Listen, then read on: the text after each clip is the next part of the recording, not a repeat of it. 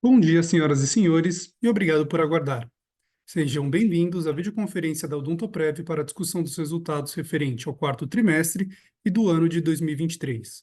Eu sou Diego Lira, gerente de Finanças Corporativas e Relações com Investidores, e estarão comigo hoje senhores Rodrigo Bacelar, diretor-presidente, e José Roberto Pacheco, diretor financeiro e de Relações com Investidores. Essa videoconferência está sendo gravada e transmitida também pela internet. O link pode ser acessado no site de Relações com Investidores da companhia, em www.odontoprev.com.br/ri, onde se encontra disponível a respectiva apresentação, ou no canal da companhia no YouTube. Essa videoconferência possui tradução simultânea.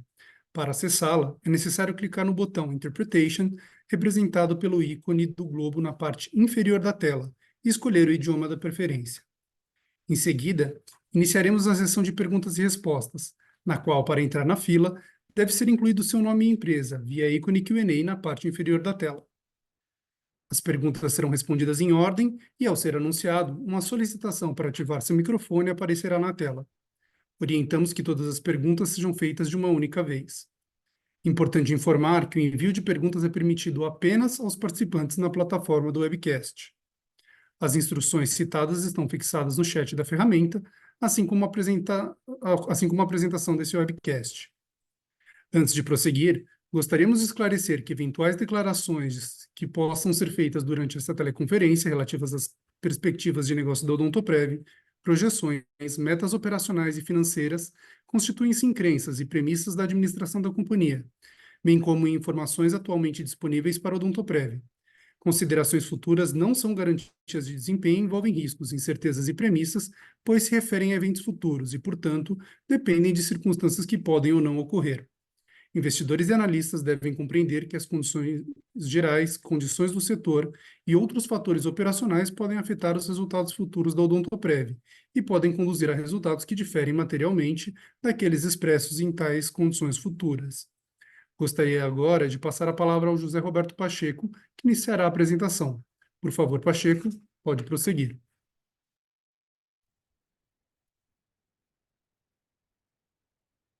Olá, bom dia a todos. Sejam mais uma vez muito bem-vindos aqui à nossa videoconferência para comentar os resultados não só do quarto trimestre, mas também do ano de 2023.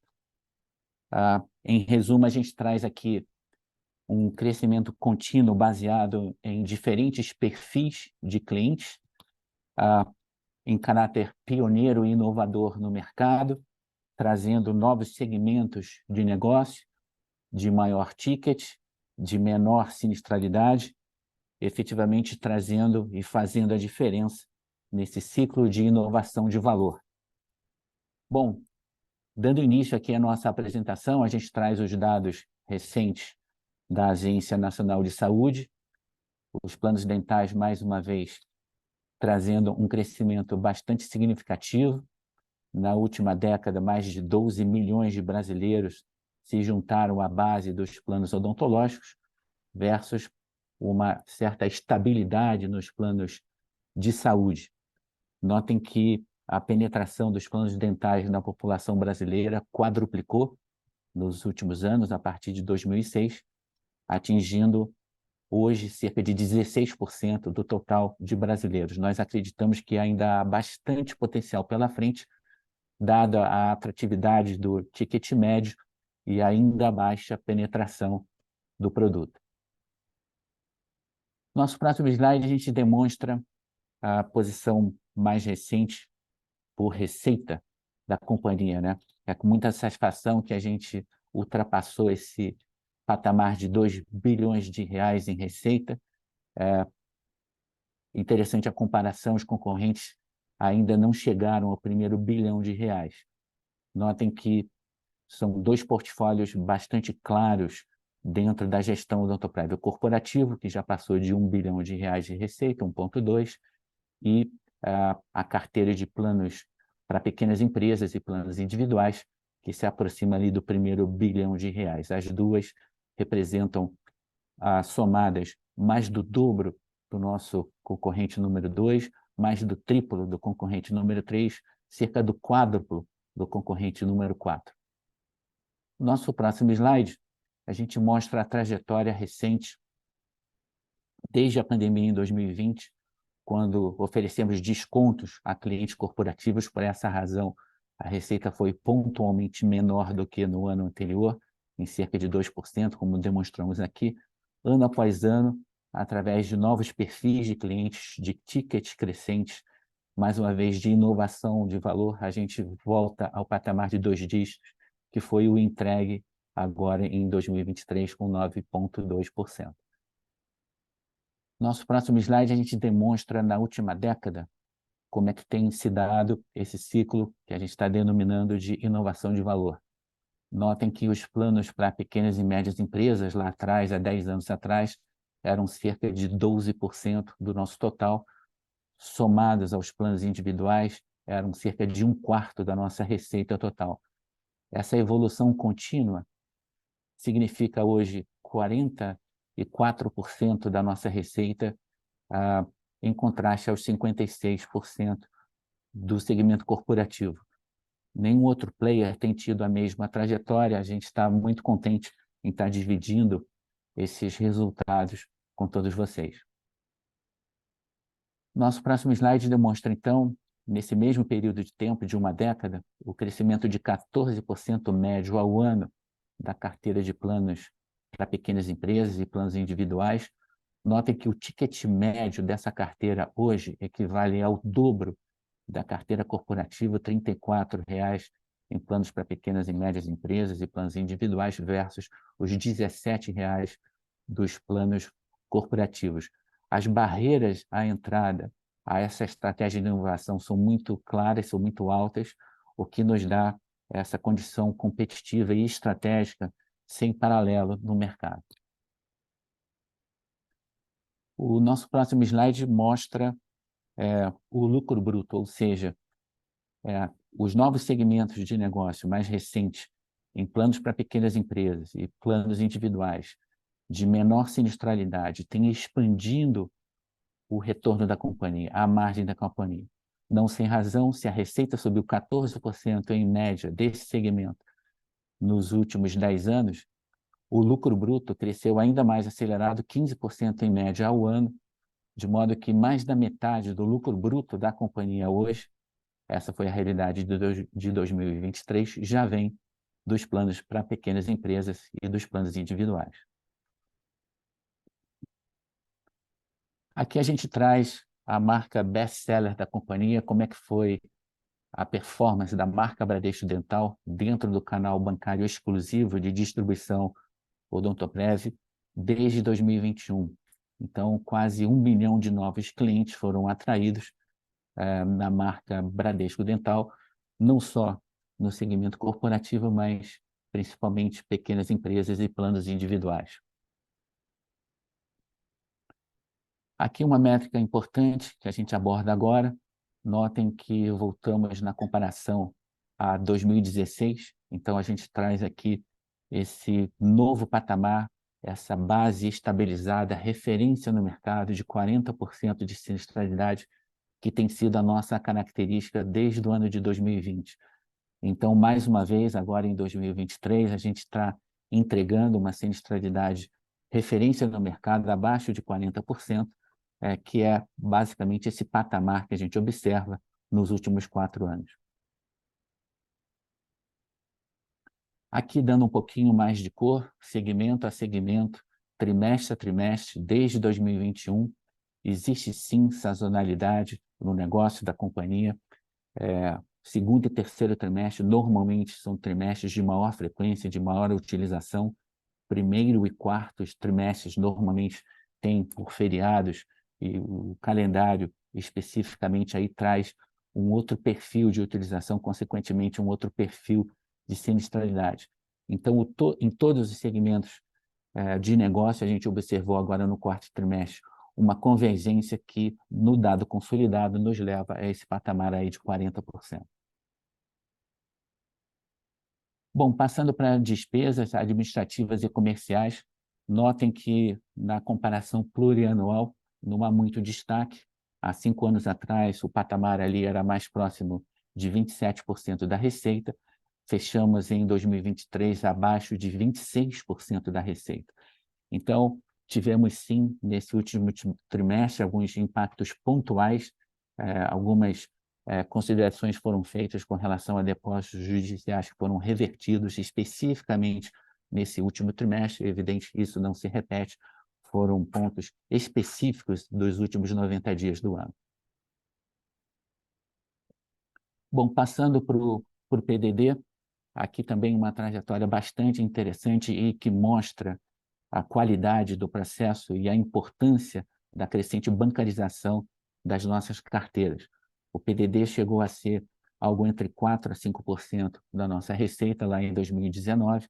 Ele vem ano a ano com os novos clientes, basicamente dentro da marca Bradesco Dental, trazendo um PDD mais competitivo, um PDD que mostra justamente o grande conhecimento de risco, especificamente de crédito, que nos é agregado ao abordar esses perfis de novos clientes de maior risco, tanto as pequenas empresas quanto os planos individuais.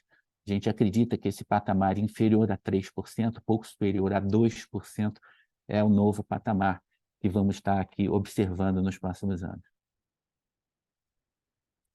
Bom, consequência de custos e despesas, que a gente acabou de comentar, notem a trajetória, basicamente, de crescimento médio anual de 17% na geração de caixa.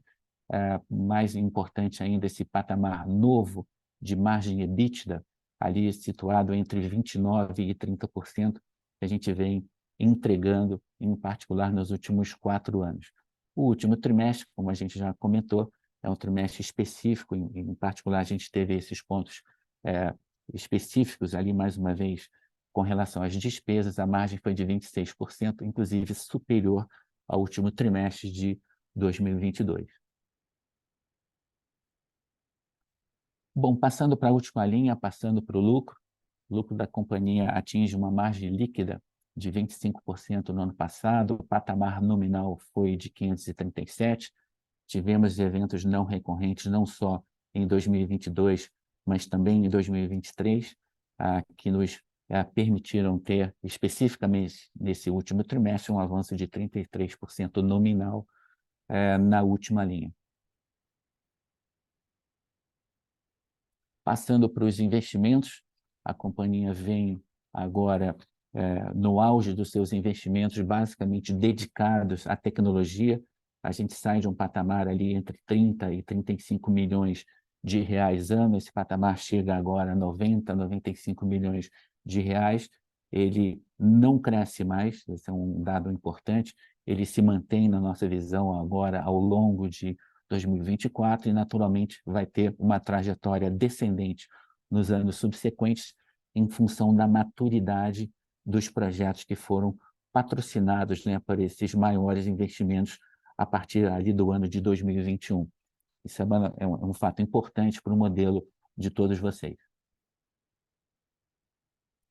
Bom, aqui o nosso fluxo de caixa de 2023, a geração ela se aproximou de R$500 bilhão. Os investimentos, como a gente acabou de demonstrar ali, próximos a R$100 milhões, e o critério caixa nos dividendos de R$183 milhões. A companhia, então, praticamente fechou o ano passado com cerca de R$1 bilhão de caixa líquido, dívida zero. Talvez agora um dos slides mais importantes do nosso webcast, que é a alocação de capital, né?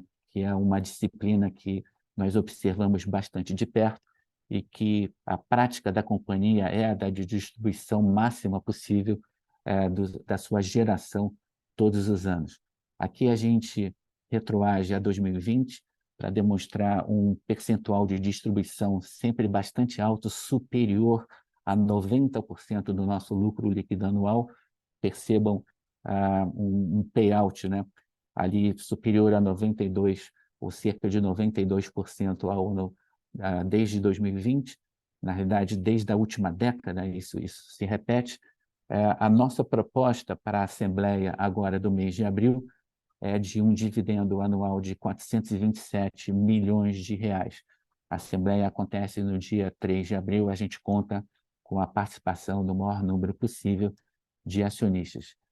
Os 427 milhões de reais somados aos juros sobre capital próprio já pagos, isso nos leva a cerca de 510 milhões de reais, ou seja, 95% de distribuição do lucro nominal do ano passado, de 537 milhões de reais.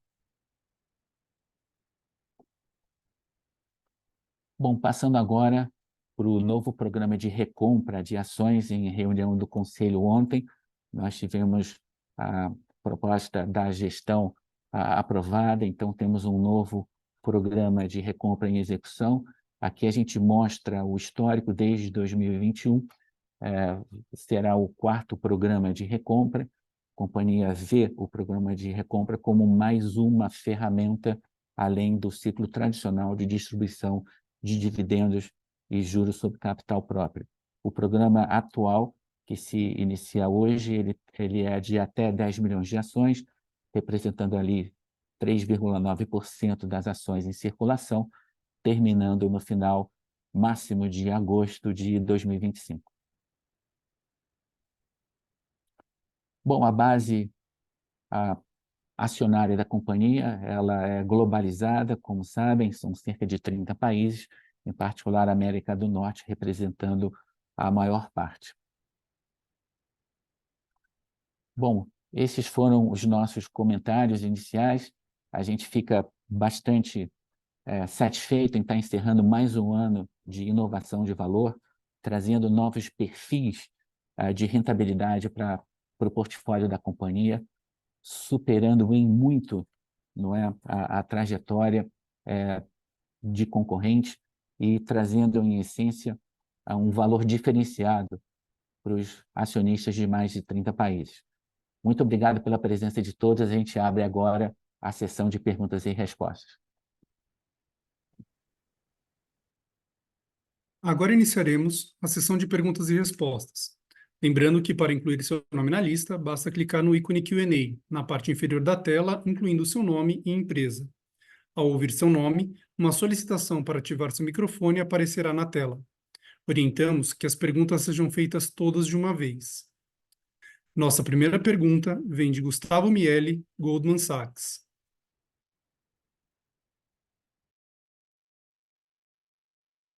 Bom dia, Pacheco. Bom dia, Rodrigo. Obrigado pela apresentação. Eu queria fazer 2 perguntas rápidas aqui, por favor. A primeira delas, né, quando a gente olha o breakdown aqui do DLR do trimestre, a gente nota um custo por beneficiário com uma tendência bastante positiva, né, melhor do que a gente via aí nos últimos trimestres, e até quando a gente faz a comparação com o 4º trimestre lá de 2022. Eu queria entender um pouco as razões por trás dessa performance forte nas diferentes categorias, Pacheco. Até se você pudesse dar um enfoque no individual, né, que tem uma queda aí de duplo dígito no custo por beneficiário, seria legal a gente entender se tem algum patamar de frequência que vocês enxergam como normalizado olhando para frente, ou se teve algum efeito pontual nesse trimestre que vocês poderiam destacar. E a segunda pergunta, sobre um tema diferente, eu queria ouvi-los um pouco sobre cenário competitivo, né? A gente vê um patamar de crescimento líquido ainda saudável, mas desacelerando um pouquinho, tanto trimestre a trimestre, quanto ano contra ano. Queria entender se vocês veem algum tipo de movimentação da concorrência em relação a cross-sell, alguma coisa que chama a atenção de vocês, para a gente tentar entender um pouco o ritmo de net adds olhando para frente. É isso, muito obrigado.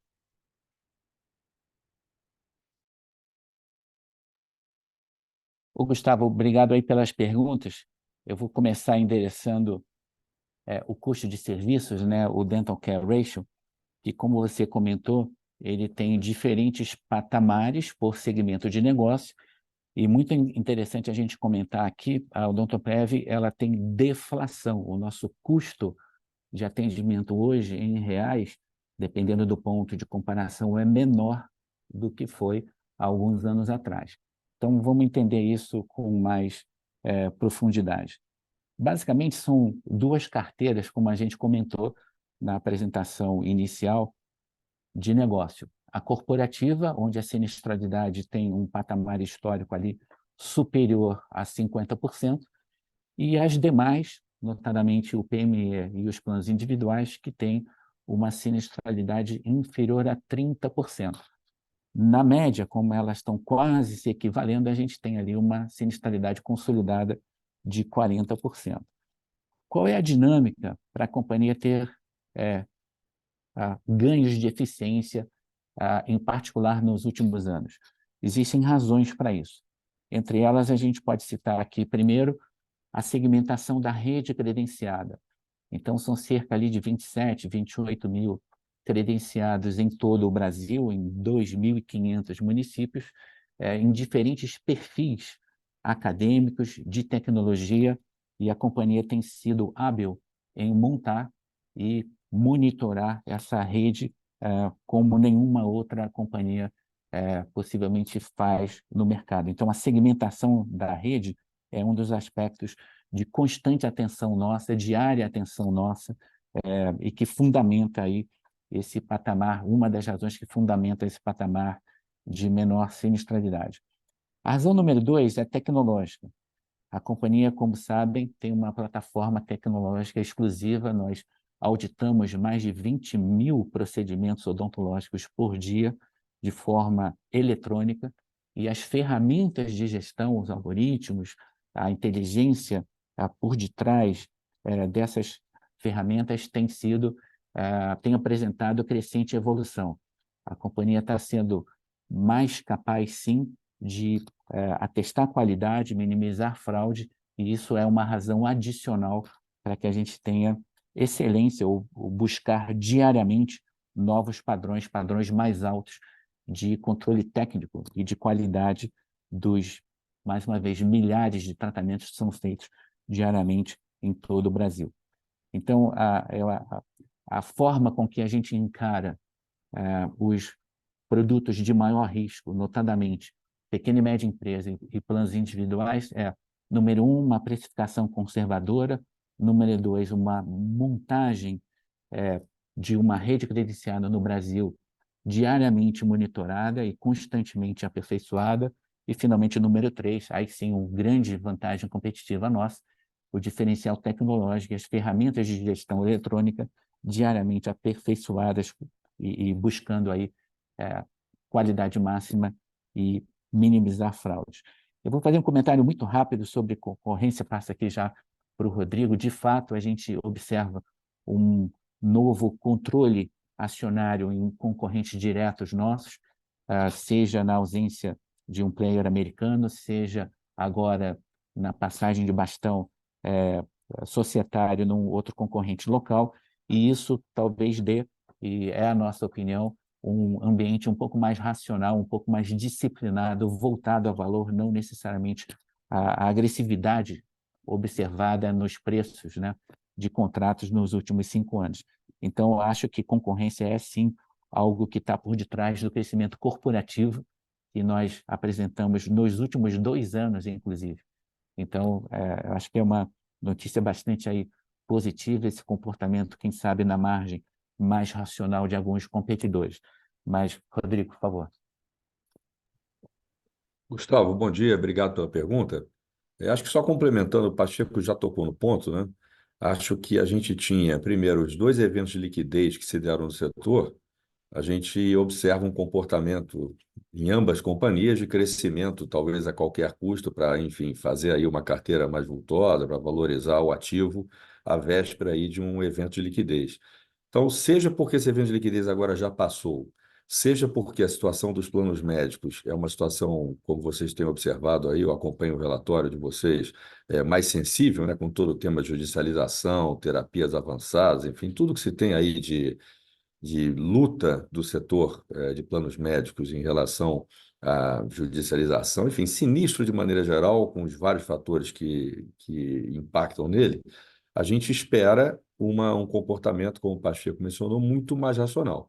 Então, acho que precisa dar resultado, tem que ser construído esse resultado, e eu acho que a gente vai nessa linha, né? Sem dúvida nenhuma, acho que esse é o caminho. Agora, mesmo considerando esse ambiente bastante agressivo, que foi a palavra que o Pacheco usou aí num passado recente, eu queria lembrar que a Odontoprev, nos últimos 26 trimestres, ou seja, há 6 anos e meio, se a gente pegar, a gente foi positivo em 23 trimestres e negativo em apenas 3, sendo que um desses 3 negativos foi a época da pandemia, o segundo trimestre lá de 2020.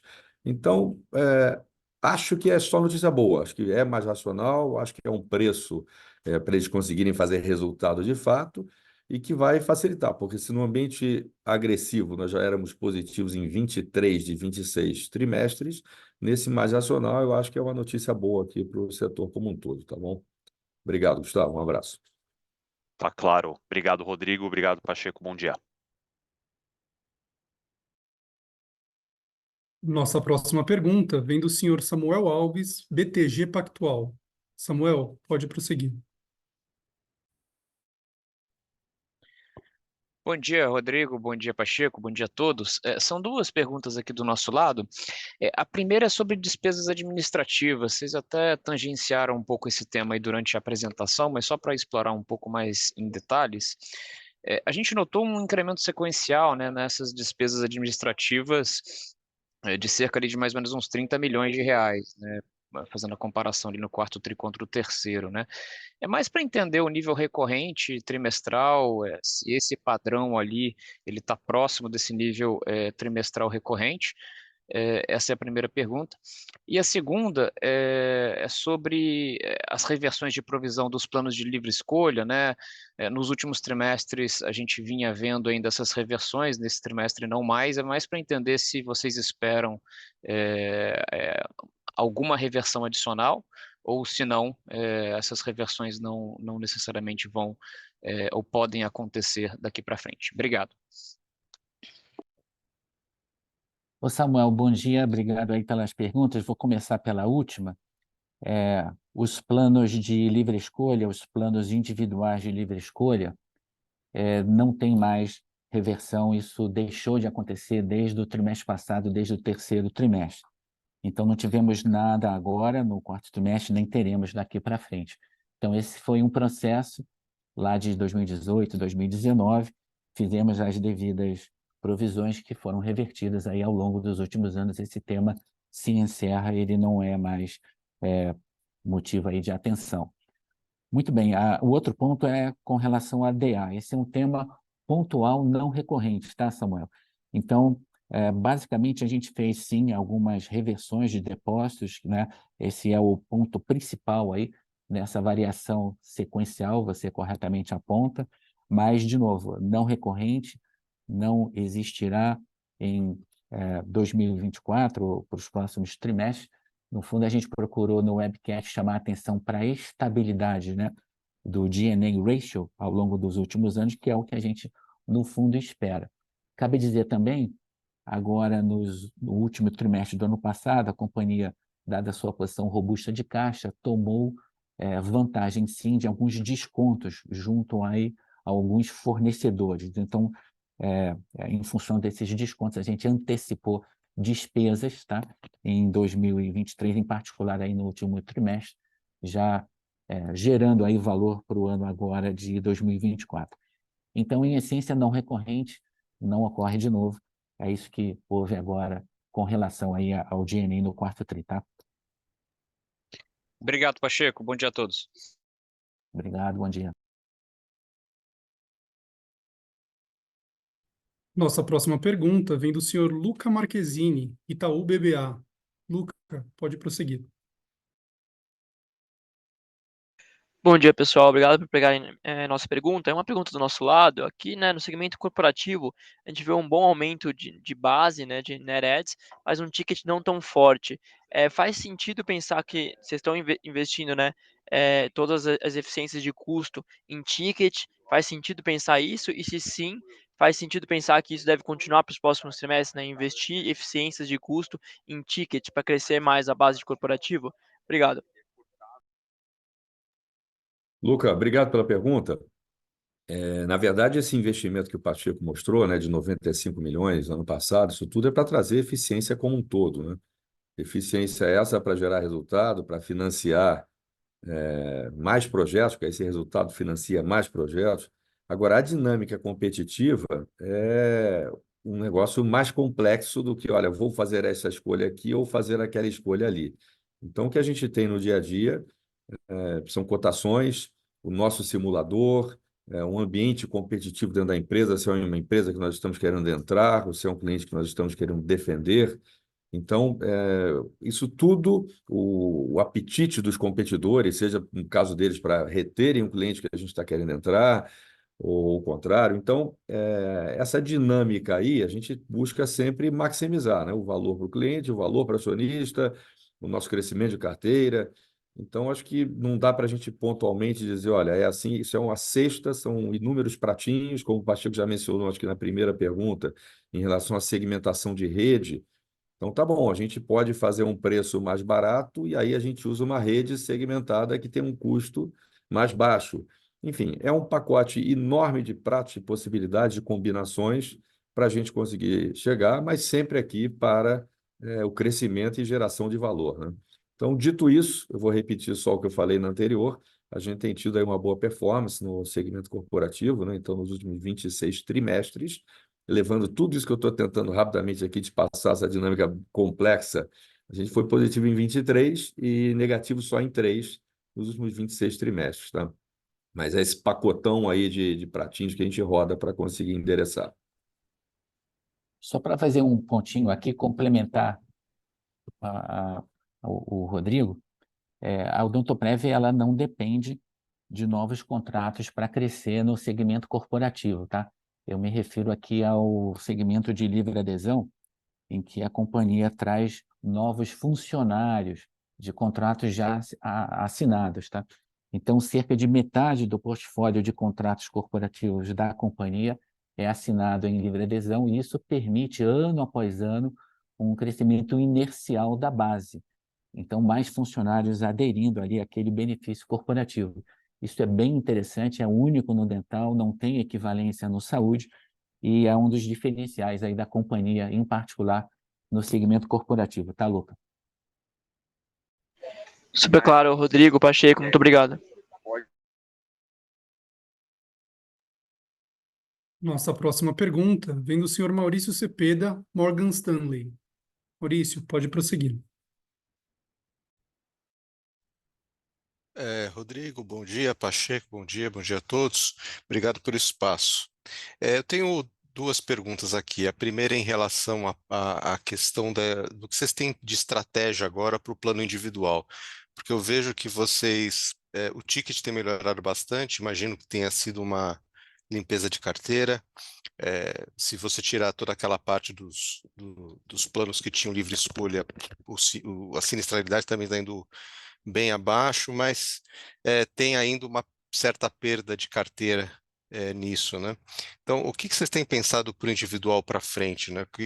Porque parece que, ao contrário do PME, não tem parece não estar no mesmo bolo de estratégia de crescimento. Então, o que vocês estão pensando aí para frente, como fazer isso crescer?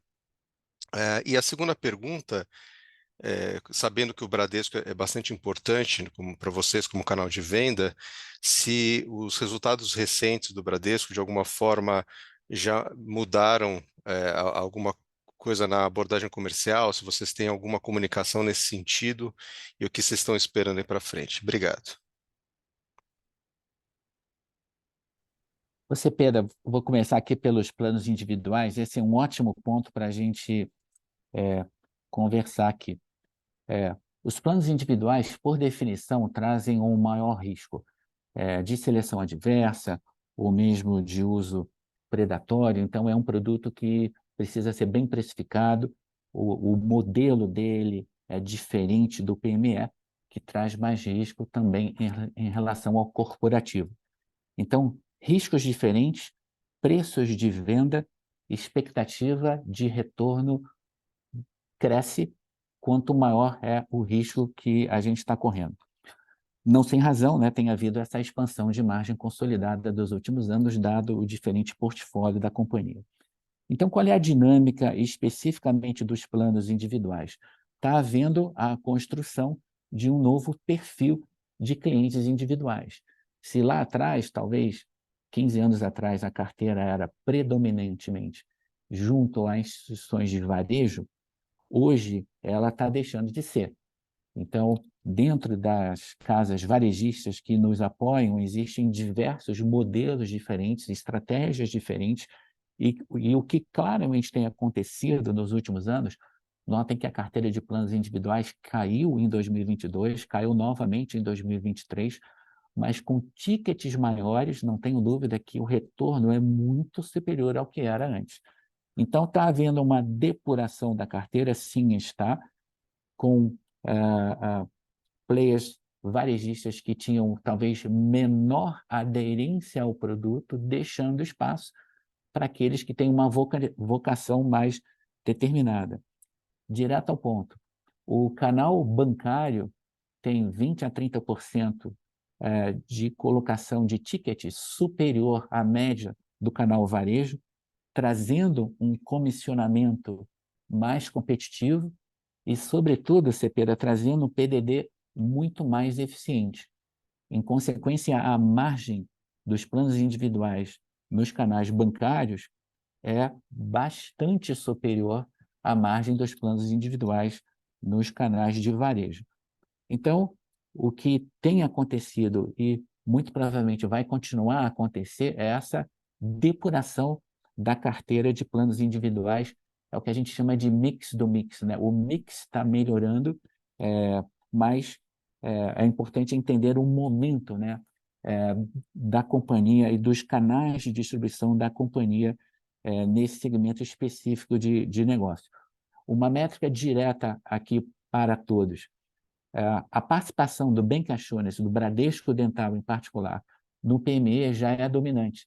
Cerca de 3/4, 75% da carteira PME já é feita na marca Bradesco Dental. Quando a gente olha os planos individuais, essa participação cai para 45%.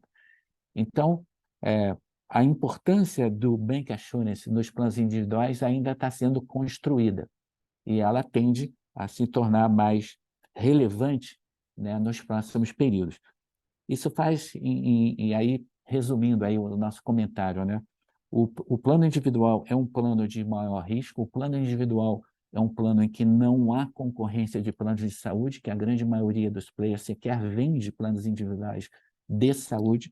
A companhia lida com esse maior risco com uma precificação conservadora e está sendo cada vez mais eficiente na sua distribuição, migrando de canais menos aderentes para canais que têm vantagens competitivas muito claras nesse segmento, como é o Bancassurance. Esse trabalho ainda está sendo feito, está longe, né, do seu ponto de maturação, e a gente vê com grande entusiasmo a participação dos planos individuais aí nos próximos anos. Se tinha uma segunda pergunta, eu vou passar para o Rodrigo, por favor. Salve, Maurício. Obrigado pela pergunta. Acho que só acrescentando aqui o que o Pacheco comentou do individual, e está linkado aí com a segunda, vida que segue normal, acho que um parceiro espetacular, né? Um canal de distribuição maravilhoso, uma empresa que, com 52,89% de participação que o grupo tem aqui no Odontoprev, gera resultados muito atraentes e ainda um nível de penetração desses produtos todos, não só o pessoa física, mas também o próprio pequeno e média empresa, ainda muito baixo. Então, a gente tem realmente um oceano azul para nadar ainda, acho que perfeitamente compreendido pelos nossos acionistas controlador, reuniões que a gente faz com as equipes de venda da seguradora, com as equipes de venda do banco, então, muito bem entrosados com o canal de distribuição lá, seja seguradora ou seja banco, a ponto do grupo representar aí quase esse 1 milhão de vidas de 2021 para cá em crescimento de carteira, né? E com muito por fazer ainda. Então, acho que relacionamento ótimo, adoramos, muito por construir. Tá bom? Obrigado. Obrigado, Rodrigo. Obrigado, Pacheco. Mas é só uma questão complementar. Eu vejo que a carteira de individual está ainda caindo, mesmo no Bancassurance. Vocês têm a ideia de que volte a ser um vetor de crescimento? A gente, por exemplo, tem todo o tema de construção de produtos. Temos um produto agora, por exemplo, familiar. A gente está aqui, como sempre, né, com os vários pratinhos, desenvolvendo coisas a quatro mãos, né? Um pouco da demanda que vem de lá, um pouco da demanda que tem do cliente, um pouco da nosso entendimento de concorrência e de mercado, de ambiente. Então, sim, a gente quer crescer todos os canais, a gente felizmente opera, os nossos 3 segmentos aqui são rentáveis dentro do PF. Se a gente abrisse, os outros diversos segmentos são rentáveis, nós temos esteiras dedicadas para tratar de cada um. Eu tenho o PF varejo, eu tenho o PF em produto inicial que a gente tinha feito, eu tenho o PF canal bancário, que vocês conhecem bem. Então, todos eles rentáveis e alguns mais rentáveis que outros, com aceleração diferente, com desenho de produto.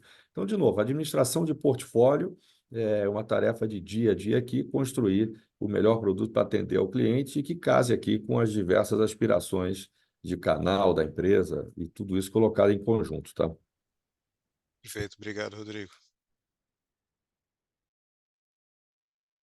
Nossa próxima pergunta vem do senhor Leandro Bastos, Citi. Leandro, pode prosseguir. Oi, pessoal, tudo bem? Bom dia. Uma pergunta aqui só do nosso lado, pegando um gancho aqui no comentário que foi feito com relação aos movimentos societários recentemente no setor, né? Só queria pegar aqui um pouco a visão de vocês, como que a empresa avalia, como poderia fazer parte da estratégia, algum tipo de alocação de capital de M&A, se já fizeram algumas, mas pensando em deals maiores, até que ponto que isso teria apelo ou não, como que vocês olhariam para o tema, assim, sei que é difícil falar, né, mas pelo menos de maneira conceitual, assim, como que isso se encaixaria na estratégia. Obrigado. Leandro, bom dia, obrigado. Aqui você já antecipou um pouquinho, a gente fica sempre realmente no geral, né? Mas a gente olha todas as oportunidades com carinho, quer dizer, a companhia comprou aí 13 empresas ao longo da sua história, ainda fez uma joint venture com uma, que é lá o Banco do Brasil, canal de distribuição enorme, né? E até pelo nosso porte, pela nossa especialização odontológica, chegam muitas coisas para a gente, não só de operação, né, de operadora, de plano dental, mas chegam também de coisas relacionadas, coisas afins. Então, você pode imaginar que a gente tem também uma esteira aqui, uma área dedicada para olhar essas oportunidades. Já surgiram oportunidades que foram interessantes e a gente levou a cabo, não só de operadora, como foi nos últimos 6 anos, aí, Odontocista, Mogidonto, etc., como também outras empresas, né? A Maquiron lá no tema de dados, de imagem, etc. A própria Papais, que a gente tem tudo a ver com a gente, a parte de radiologia. Então, acho que ficando no geral, mas dando um pouquinho mais de luz, é que não só é um tema da gente olhar para a operadora de plano, mas também de olhar para coisas que façam sentido dentro da cadeia de valor, né? Então, olhamos sempre com carinho e sempre que tiver alguma coisa que faça sentido, que gere valor, que seja accretive, a gente vai estar olhando com mais carinho ainda. Então, desculpa ficar no geral, mas é nessa linha aí o conceitual, Leandro. Obrigado. Obrigado, Rodrigo. Bom dia. Nossa próxima pergunta vem do senhor Fred Mendes, Bank of America. Fred, pode prosseguir. Bom dia a todos, obrigado pelo call, Rodrigo Pacheco. Eu tenho duas aqui. Uma é só tocar um pouquinho no PME, né? Enfim, quando você olha ali o ticket caiu 3,5 ano contra ano, mas acho que até mais do que isso, esse é um produto extremamente rentável, né? Então, assim, olhando para frente, né, o que vocês imaginam desse produto, se eventualmente pode ter um pouco mais de competição, eventualmente a rentabilidade pode ficar um pouco mais impactada ou não, porque é um produto muito atrelado aí ao parceiro, e aí só vocês teoricamente têm isso, tem essa vantagem aí, então vocês entendem que isso permanece por muitos anos, tá? Essa seria a primeira. A segunda acho que é mais em linha com o que o pessoal colocou, várias perguntas aí, mas daqui para frente o crescimento é mais que, pelo que eu estou entendendo aqui, é menos preço e mais Neredes, mais ou menos como foi nesse ano, enfim, só para confirmar esse ponto. Obrigado, pessoal. Fred, bom dia. Obrigado pela pergunta. E adorei que você fez a pergunta do pequeno e média empresa, tá? Porque a gente vem comentando aqui, sei lá, 2 anos, de 2 anos para cá, a gente comentou da nossa nova estratégia de pequena e média empresa, né? A gente enxergava o pequeno e média empresa lá atrás como um bolo, um mesmo mercado, e depois, como a gente começou a observar que elas se comportam de maneira muito diferente, né? Pela própria denominação lá da ANS, isso vai até 200 vidas, né? 199. E a gente, então, começou a observar que o comportamento era de utilização, de rede, de tudo isso era frequência, era diferente. E a gente passou, então, a segmentar essa pequena e média empresa na faixa 1, 2 e 3, então aquelas que vão de 3 a 29 vidas, depois as que vão de 30 a 99 vidas, e as que vão de 100 a 199 vidas. E a gente observa que esse esforço de posicionar mais a companhia no PME de mais vidas, que a gente chama aqui de faixa 2 e 3, né, que é de 30 a 99, depois de 100 a 199, traz um comportamento mais parecido com o corporativo, um comportamento de duration maior, de utilização, consequentemente, mais valorização, mais proximidade com o plano no dia a dia, não só os profissionais de RH, como também o próprio beneficiário, então tem já uma forma de atender diferente. E evidentemente que quanto mais parecido com o corporativo, a precificação também é diferente. Então, acho que nos preocupa zero a questão do ticket, que você bem observa aí que de fato aconteceu, senão você não teria nem comentado, mas é um reflexo natural desse mix, dessa migração desse portfólio aí cada vez mais carregado, com um peso maior dessas pequenas e médias empresas maiores. Então, é tão somente um efeito mix que traz, em contrapartida, um duration maior de carteira. Vocês observam aí claramente o crescimento do PME, o que foi aí nesses últimos 2 anos, né? Então, estamos felizes que estamos conseguindo levar a estratégia a cabo, a estratégia está se provando aqui vencedora e está trazendo o crescimento e o duration nessa proximidade com a empresa que a gente esperava de fato. Vou passar para o Pacheco aqui para ele complementar. Ô Fred, esse teu ponto é muito bom. Só para complementar aqui o que o Rodrigo trouxe,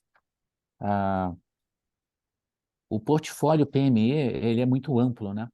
E esse segmento que tem se expandido nos últimos anos, né, como o Rodrigo comentou, ele é muito próximo do corporativo, está ali na fronteira. Então, se por um lado é correta a observação de que o ticket médio está sendo menor no PME, por outro lado, não tenho dúvida, a rentabilidade é muito superior ao corporativo, tá? E o mercado endereçável de companhias acima de 100 vidas e abaixo de 200, não é? É muito interessante, especialmente do bancassurance, tá? Então, é só essa cautela aí na hora de analisar o segmento. Mais uma vez, a rigor, a gente poderia estar até abrindo um quarto segmento, né? Que é o PME ali na fronteira com o corporativo, mas é esse detalhe aí muito importante de estratégia para chamar aí a atenção de todos. Bom, outro aspecto que você traz... Pacheco, deixa eu só fazer... Pois não, por favor. Não, só acrescentar uma coisa aqui, e que também tem a ver com o PME, que é, de novo, o Oceano Azul dentro do Bradesco. Então, nós temos aí o Bradesco lá com seu mais de 1 milhão de clientes pequenas e médias empresas, uma penetração nossa ainda muito baixa, um produto perfeitamente aderente. Então, até linkando com a pergunta que já tinha sido feita aí sobre o canal de distribuição do Bradesco, acho que segue sendo uma oportunidade maravilhosa para a gente, a exploração e o crescimento, então, da oferta do pequena e média empresa lá dentro da base extraordinária do Bradesco de pequena e média empresa, tá? Obrigado. Sobre o futuro, né? E a visão para os próximos anos aí que o Fred traz. A questão é não apenas volume, né, Fred? Então, a gente está falando de um mix construído ano a ano, com tickets superiores ao tradicional. Esse não é, portanto, um jogo de commodity. A gente não está aqui atrás de volume. O Odontoprev tem se destacado nos últimos anos em trazer um tipo diferente de cliente, de ticket superior, de sinistralidade mais baixa. Então, esse é o coração da estratégia de inovação de valor, né?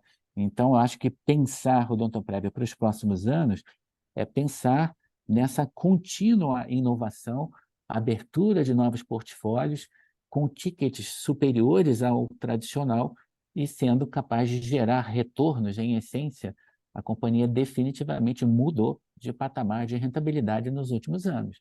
A gente estava aí há 14, 15 anos consecutivos depois da abertura de capital de 2006, numa margem EBITDA ali de 24, 25, agora essa margem que a gente observa, margem EBITDA, superior a 29% dos últimos anos, ela veio para ficar.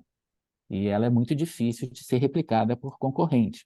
E por detrás dela está uma precificação exemplar, a exploração e a conquista de novos segmentos de mercado, especialmente via bancassurance, e isso a gente não vê os concorrentes em condição de estar replicando no curto prazo.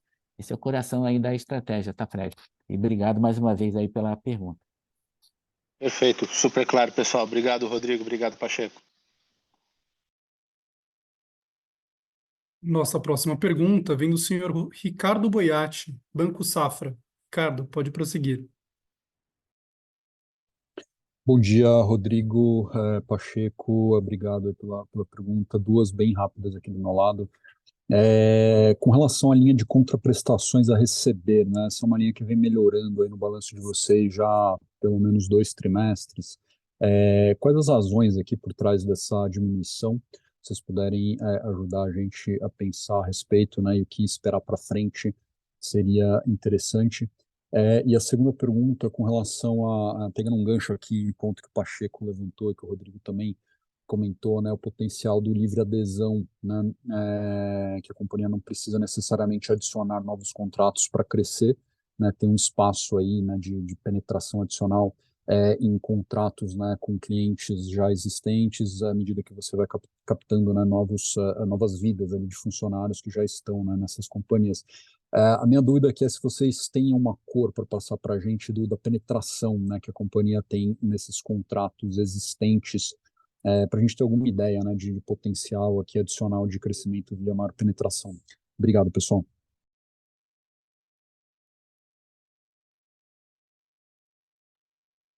O Ricardo, com relação à contraprestação, o que a gente pode comentar é que a companhia tem basicamente duas fontes de receita: os planos tradicionais e o que a gente chama de não planos, né? A receita por prestação de serviços, basicamente a receita por operações recentemente adicionadas à companhia, como a Papais.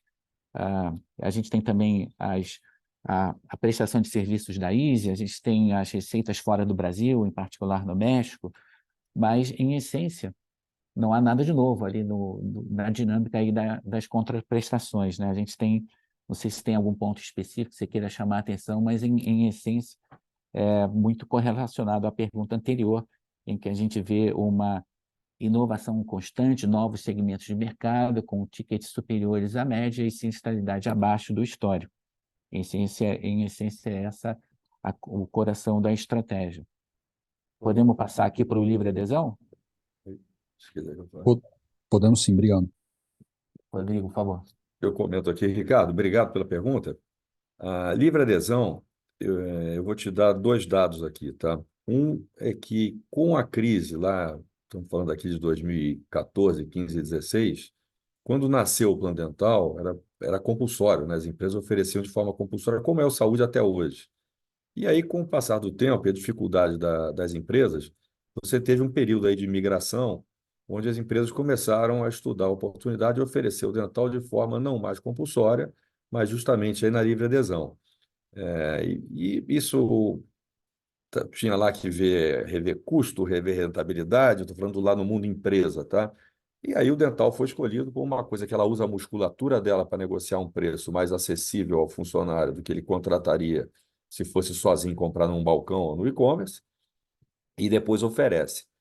Então, isso ganhou tração. Essa venda hoje, como o Pacheco falou aí, tem mais ou menos 50% da carteira dos nossos contratos que são por livre adesão, e a penetração cravada, eu não posso te falar, porque isso é um negócio estratégico nosso, e a gente, de fato, conseguiu montar uma máquina de conseguir a gente chegar na empresa, cronogramar. Você imagina que a gente tem mais de 100 mil contratos, como é que a gente faz para combinar de ir nas empresas ao longo dos meses, dos anos, tem um momento certo de fazer isso, que é tantos meses antes do vencimento do contrato, para você não botar uma pessoa para dentro e logo depois já reajusta o contrato ela com um mês de casa, alguma coisa assim.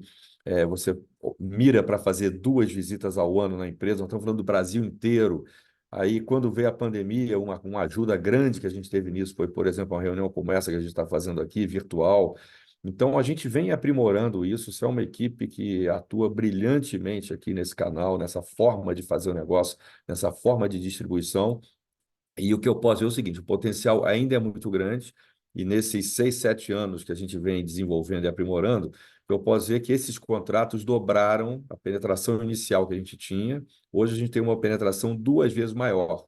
Então, quando a empresa dá a chance para a gente estar no tete a tete com 500 funcionários por vez, 150 funcionários por vez, etc., e explicando o que é o produto, explicando o benefício do plano dental, de você fazer aí todo o tema de prevenção e não só tratamento, a gente conseguiu, nesses 6, 7 anos, dobrar as penetrações que nós tínhamos nos contratos de livre adesão, tá? Mas o número certinho, isso é quase que um segredo de Estado aqui nosso, tá bom?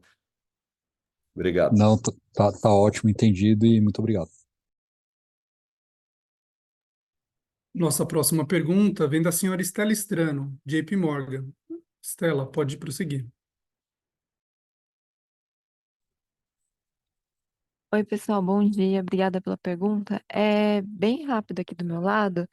Se vocês poderiam atualizar como anda a estratégia de OdontoRed no México, como anda a operação e se a empresa pretende explorar um pouco mais lá as avenidas de crescimento e até, como foi comentado numa outra pergunta, sobre o potencial crescimento inorgânico, como que está a cabeça da empresa olhando para o mercado lá do México. Obrigada. Estela, bom dia. Obrigado pela pergunta. O México, ano passado, tracionou bem, teve uma arrancada importante para a gente. Ontem mesmo aí fizemos uma reunião com a equipe. Então, conseguimos reter contratos importantes, conquistar novos contratos. E como é que a gente vê o México, né, Estela? O Brasil de 20 anos atrás no tema da odontologia. Então, tem ainda uma avenida grande aqui para pavimentar na questão de aculturamento do benefício do plano dental junto à população. Tem o desafio aqui dos canais, tudo isso. Agora, como tem muito corretor, os corretores globais, por exemplo, que operam no Brasil, operam também no México. Empresas multinacionais que têm um produto no Brasil e também operam no México. Então, a gente vem explorando esse tipo de eventos aí junto a corretores, seguradoras, porque as seguradoras lá também não têm o produto. Então, nós somos um provedor natural para as empresas, para as próprias seguradoras fazerem a venda, as empresas comprarem. Então, é um trabalho de formiguinha que a gente vem fazendo aí nessa nossa atuação desde que começou. A gente segue fazendo e acho que ano passado foi uma primeira resposta interessante, porque a companhia realmente, em termos de receita no México, deu uma acelerada boa e a gente espera que esse trabalho de formiguinha vá cada vez mais colher os frutos, né? Então, seguimos aí animados, acho que o México é um mercado importante e próximo da gente, parecido culturalmente com a gente, e a gente segue apostando. E a questão de M&A e crescimento inorgânico para o México vale, acho que o que eu já comentei para o Brasil também, acho que olhar as oportunidades e tal, mas nada assim que salte aos olhos no curto prazo não, tá? Obrigado, Estela. Perfeito, obrigada, Rodrigo. Sem mais perguntas, encerramos a sessão de perguntas e respostas. Gostaria de passar a palavra ao Pacheco para considerações finais. Agradecer a participação de todos e contar com a presença na próxima Assembleia agora no mês de abril. Obrigado, até lá.